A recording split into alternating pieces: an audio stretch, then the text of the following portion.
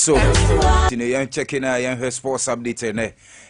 on Tuesday. The corner, the bunny, Mose Chama and son and now the machine is now team say, be a Kuyima Fadana. Fadaquaba. Boss Major, so Fadano boss and semi ever had you. And yeah, no, we are both Diaboko. We are both by just no my feel it. So I'm a chef front. My feel it. Timmy Tonso 20 CDs in the hammer. But don't answer me more than that. So oh, I major necessary for that major. Sompa FM. Now I'll be here. Chiramin soon say. Kazo pay. Kwame Amubi Amidi. So no way. So for that, now dear Nako. Some baby or to my Bob new dinner and the umpire be any true fire and now. Sompa Drive, the new side of line. I want for channel. Okay. Well, Sompa 98.9 FM so any embrason. He said, yet I say now and I am bring Sompa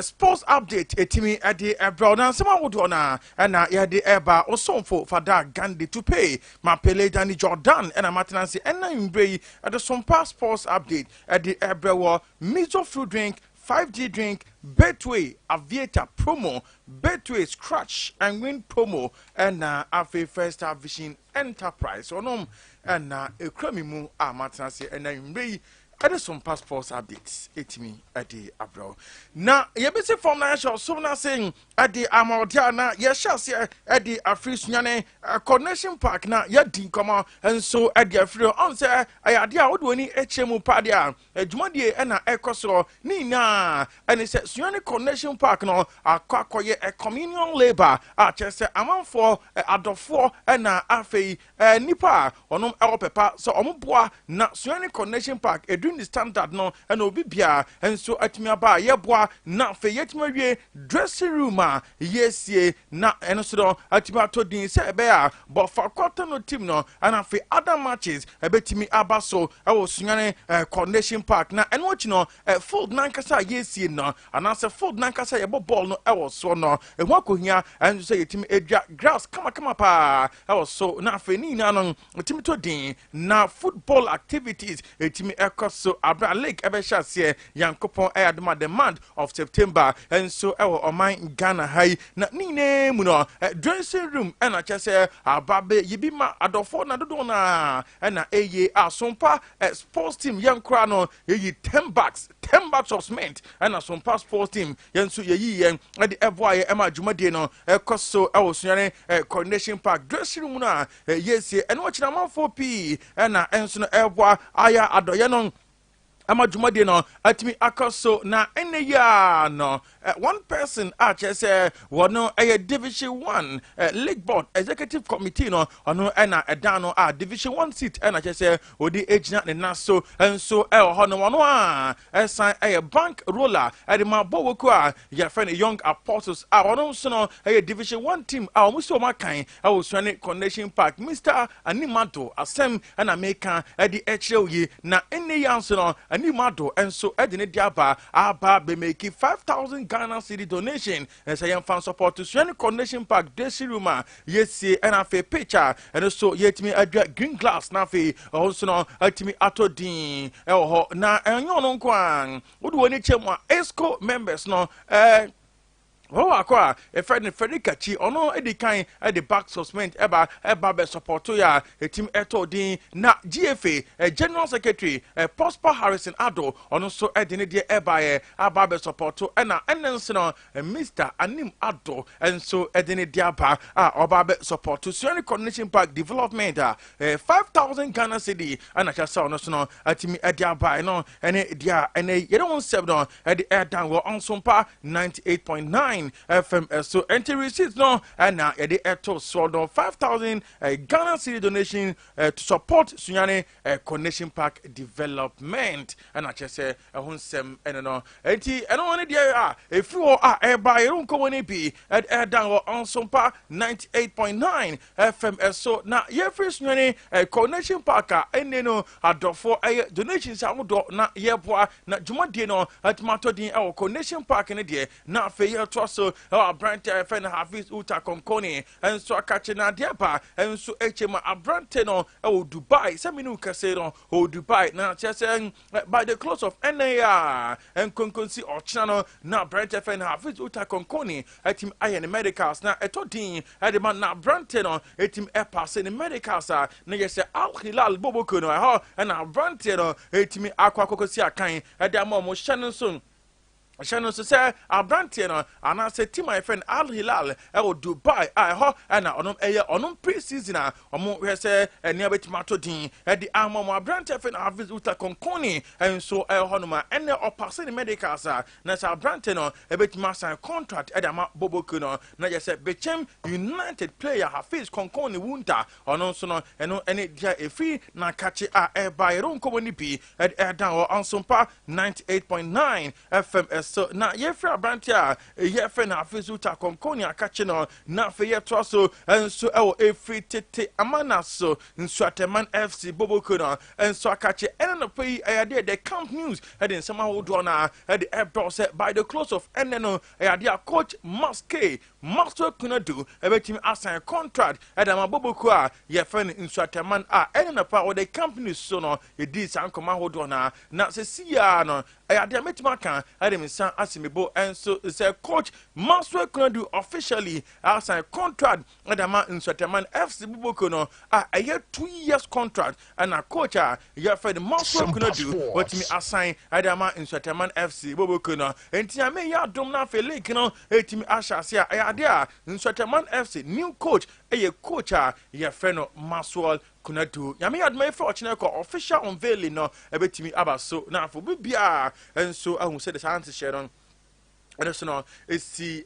I don't come when be at the air tower on Sompa 98.9 FM. So and the free coach Maswe Kunadu and I feel in signing or signing at the man FC Bubukuno not for year twasso our Accra House of Folk team no and so catching and then former coach at the Accra House of Folk Slavko Martis reporter and then you bring Sompa sports news at the Eba and so HM Padia FIFA at me Akle Bibia at the papa yefen Slavko Martis at $50,000 no Bubuku friend across the folk for entry and from my papa friend Slavko Nina at the for contract disagreement and as a contract termination house of folk for a team terminating a contract no and I just say Odwani HM Padia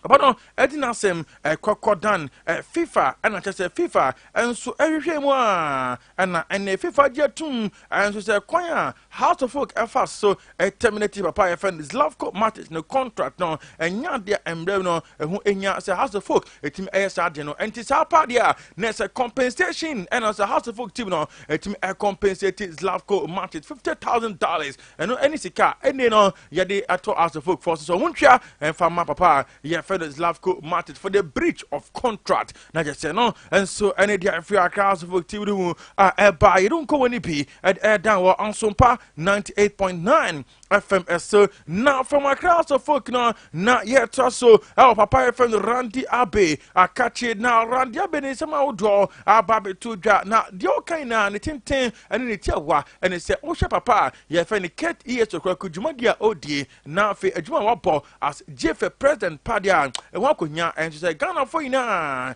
A team among the second chance now for or Tosso. A Cobana say a market or Kroku, the second chance Amanato, so a Ghana football, a be a crabeshe. Naja said, oh, so any dia, Randia Bay, at the Babe to Jar, I don't go any be at air down or on Sompa 98.9 FM. So not coming away now, or the 4 young fast, then be and from my bay to his answer. Among the scratch, I mean, promo at the about 7 minutes in the Jumadino, a good so across 19th June no and a shall say 30th July and a BC scratch and win no a wakunya and so the who Remubia with him airing 10 million Ghana cedi now feeling arsenal 18 etoding at the amount of betway aviator promo and also a honor of 100 Ghana cedi per room now feel also no ultimate and winning 10,000 Ghana cedi instantly, and so our betway aviator promo just set and it's now and then now quite so now yen so out the camp of the Black Stars of Ghana now and then make my confirm I catch you say Yankopon adoma the Black Stars of Ghana on the 14th of October I am go fucking sick as a pa me abba so abra our Mexico the Black Stars of Ghana and the Mexico national team no me ade I am go fucking see and so ade asheshe so our hollow anyway confirmed from the Ghana Football Association say Yankopon adma on the 14th of October Mexico and the Black Stars ebetimi ade angofa kansie ade abani na chese no and so any dia through by don't come any be down we for flight number 98.9 embossment Sompa FM and for in room our mount former so na yentra so and for in free ho na yeto so dia na fe Ghana ni this year our brand FN Daniel Amate and yeshas and so ade free na catching Daniel Amate dia ba and so HM party our brand no apase ni medicals and so no adama bobo kwa FN best sectors dia kaina and it's the official announcement ebetimi aban na fe our brand FN Daniel Amate no what me akwa bejuma adama bobo kwa ye feno best sectors and so hello and from Leicester City our brand FN Daniel Amate eko akwa Raymond and so Leicester City na ekoko Raymond ano a 2 years contract and our brand no ebetimi assign him at the amabo kwa FN best sectors after say a brand no at me apase the medicals and so hono no and it Daniel Amate na catch by don't come any be at down on Sompa 98.9 FM so na Pierre Emerick Aubameyang Gabonema reporter ba and so HM party Brentano agree personal terms and so with Pobuka your friend Olympic Marseille on a 3-year contract na just a bibia etim etodia Brenton for now what me accepted deal no na just agreement no etim akosone the enchakra official announcement about me about from Chelsea the Pierre Emerick Aubameyang Ramu na for Olympic Marseille no and also at me akwa bejuma and so at the ama onuma no and dia a free Brent FN Pierre America Aubameyang na catching by don't come any be at now na Chelsea defender Wesley Fofana Brent pick up a cruciate ligament injury just a report no HM pada Brent no ebetimi atena fie pa just football ontimi embobi na deba and so HM pada Brent injury intino and shapadia na say I will say Chelsea a team Raymond I hope replacement at the man is say cruciate ligament injury no say a two sana with me etnefi HA papa and tisapa dia na say bobo kwa friend Chelsea a Brent FN Harry Maguire and a report no ebobo and so at the eba and to say obetimi I likely replacement at the man Brent FN Wesley Fofana na just say no so any dia a free Chelsea Football Club among Akachi eba I don't come be at down on Sompa 98.9 FM so NTA free Brent FN Wesley Fofana and afi Harry Maguire onom akache na fe yetroso and so chesa Brent FN Seko and so akache na Brent efi la Côte d'Ivoire na report na ebobon and so at the air, but say Brent FN Seko Fofana Brent a possible say Bibia and so at me ato di na the chair and so and it's Al Nazri Boboko just on our Saudi Arabia and in important hono and Brent FN Wesley Fofana and so at me every just Brent no and I say Seko Fofana rata Brent from Lens no team Aram na fe walk bejuma and so at the ama Boboko yeah friend Al Nazri and so our Saudi Arabia and in important hall until so any day for Brent FN Seko Fofana from Lens officially joining Boboko yeah friend Al Nazri and so our Chester Saudi Arabia and in important more and it dia a free all ever don't come any be at down on Sompa 98.9 FM so until yeah free Seko Fofana na catching on na feyebo remo na ya twaso Brent FN came in Jaya and so catching our Brent no and Bayern Munich officially announced the signing of our Brent FN came in Jaya and so from Napoli na the tia and it's a 50 million euros and no any sika and Coco Remo our Brent FN came Minchai from Napoli no Ekakurum na fe obejuma Adama Bobo kwa fene Bayern Munich and so honoma no and dia fra Branton no na kachi eba don't come ni bi down na Xavi Simons and so no speculations no na bobo at the eba na dia tiepa and so and it's a Branton fenon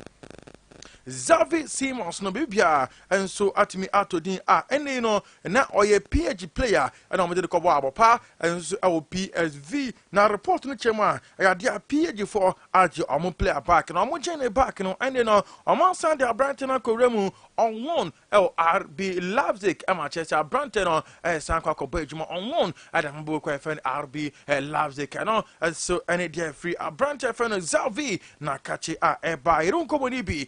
down on Sompa 98.9 FM. So First Star Vision Enterprise in Kancho say a sales and a installation of CCTV camera padia. Not just say a First Star Vision Enterprise DSTV, multi TV, strong decoders ni nano a First Star Vision Enterprise hotels, the banks no more network and more system ni nano a First Star Vision Enterprise area 1 and na yawo any JY appear and na edi in friend on 0243 007120 0243 007120 and answer 020 9825 777 020 9825 777 na First Star Vision Enterprise I just so near about amanema to din at the ama odana was here na onya electric fence no First Star Vision Enterprise and a bit my come pa at the ama war and watching a major fruit drink and so the only fruit juice unumwa udimsampa emopi no preservative at orange mango grapes apple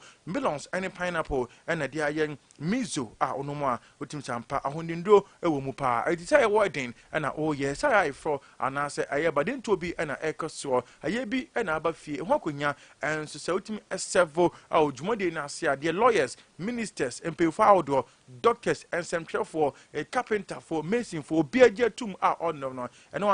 and mizo food drink and kwada ennom empenyi ennom emroa enen kokra no bia enso se mizo friend on 0246 270 221 0246 270 221 waba ababeji umizo ni bi na mizo no eni nua aye fan 5G na 5G no so 5G pe na so aka se eja etwa to the only energy drinker the guarana grapes grapefruit ginseng and green tea and I debia me come asem na almost 5G no is ginseng e wo munti no e bombe ma pa e be ma do e bombe ma enti ba bejo 5G ni bi carpenter ni e mesi ni ananse wo no wo taxi driver o driver wa bre utim sampa from na poto na jo ujina na so sa ukoba na enya agro enti bedu fie no na wa bre anhwe kra na ye bi adwuma no ma wa untimi emmo sa na ha dwen pa enti ade ba ko a obetimi that regaining energy no gina on national a 5G energy drink and on kwani energy drink no ma any side effect bia to me bobia come out to me bodo bia no side effect obet my friend on 0246 270 221 0246 270 221 oba ababeje or 5G drink and na afi umizo food drink oba Sompa fema opa ba kwato anas opa dudu atu no nsa ebetimi akabi on madawroma and yetina si enanbre at the Sompa sports update at the ebra yesterday so na feka zo p on Mr Brown the MCR on duty na fe o matwa so at the ama with the man with the magical fingers abwaji body yaw a by Mr. Soedino I have a Gandhi to pay my Pele Jordan Macron. I'm on free jackpots move.